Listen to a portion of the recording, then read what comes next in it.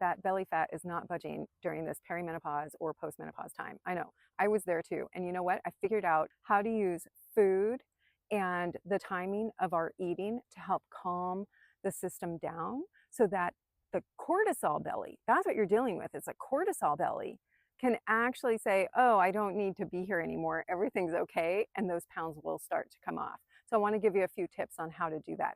All right. The first tip is you need to start introducing food about 60 minutes after you wake up. And it needs to be in a calm, slow manner. You really only need a few minutes, maybe 5 minutes, because you're only going to eat a fresh piece of fruit and a small handful of nuts or seeds.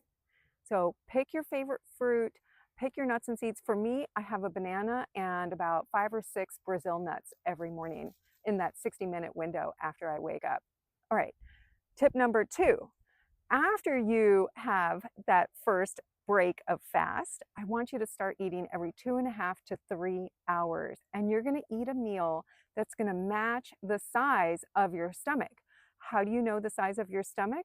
You're going to think about one fist that's slightly closed and take a fist and a half. Or you can put your 2 hands together like you're going to go fill it with water.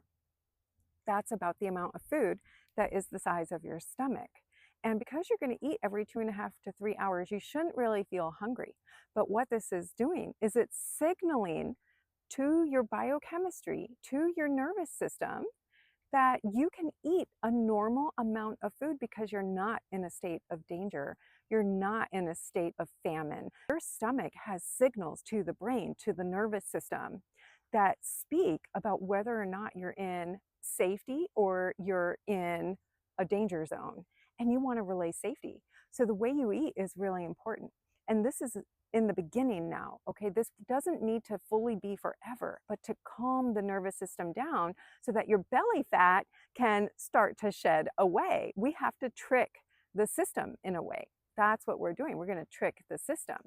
So the third thing is you're going to stop eating 3 hours before you go to sleep. That's when you want to start to tell your body it's coming to a real state of rest, and you allow for the production of melatonin to truly take over the production of cortisol. So you have to try to stop eating. Now, if you get a little hungry throughout the day, my best tip is 3 to 5 glasses of hot tea every day. Do that in between meals. Let it carry you over. You can do it even after a meal to help satiate you. All right, that's what I have for you today. I'll talk to you again soon. Bye.